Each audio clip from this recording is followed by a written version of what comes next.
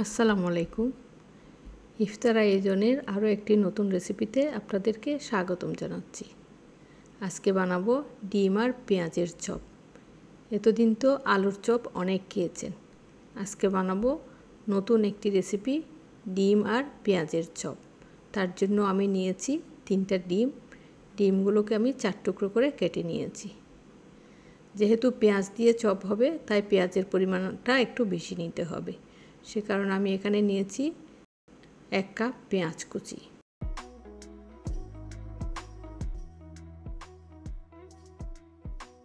কাঁচামরিচ কুচি দিচ্ছি 1 টেবিল চামচ,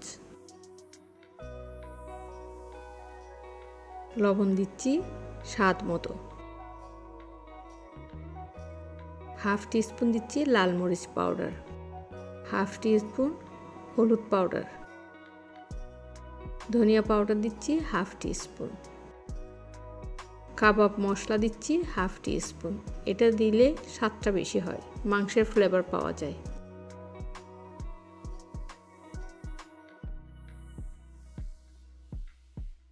এবার খুব ভালো করে সব কিছু মাখিয়ে নিচ্ছি। পেঁয়াজগুলো যেন নরম হয়ে যায় সেভাবে করে মাখাচ্ছি।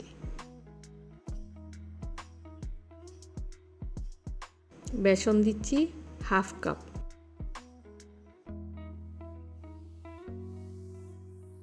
মুচমুচে হওয়ার জন্য দিচ্ছি 2 টেবিল চামচ শুকনো চালের গুঁড়ো, ধনিয়া পাতা দিচ্ছি বেশ খানিকটা, অর্থাৎ এখানে হবে 1/4 কাপ পরিমাণ। এটা দিলে ফ্লেভারটা ভালো আসে। সব কিছু ভালো করে মাখিয়ে নিচ্ছি। মাখানোর পরে বোঝা যাবে এখানে পানি দিতে হবে কিনা।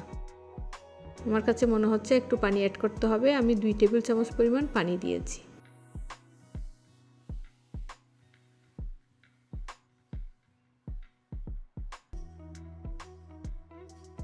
অল্প একটু খামির হাতের তালুতে নিয়ে খুব ভালো করে চেপে দিচ্ছি। এর উপরে দিয়ে দিচ্ছি 1 টুকরো ডিম। এবার সুন্দর একটা চপের শেপ দিয়ে নিচ্ছি। আমি লম্বাটে করে চপ বানাচ্ছি। ফাটল না থাকে মতো খুব সুন্দর করে চপটা বানিয়ে নিচ্ছি।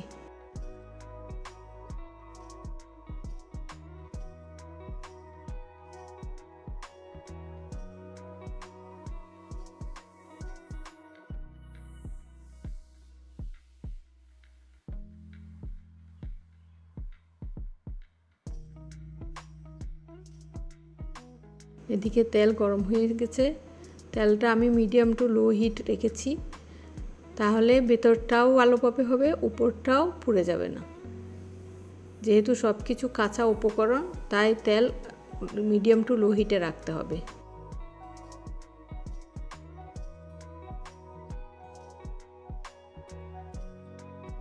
এটা হতে 5 থেকে 6 মিনিট সময় লাগবে। এই তো হয়ে গেছে খুবই মজার সুস্বাদু পেঁয়াজ ডিমের চপ। রেসিপিটা ভালো লাগলে আপনারা বানিয়ে দেখতে পারেন আর একটা লাইক দিতে পারেন। ভালো থাকবেন সবাই। আসসালামু আলাইকুম।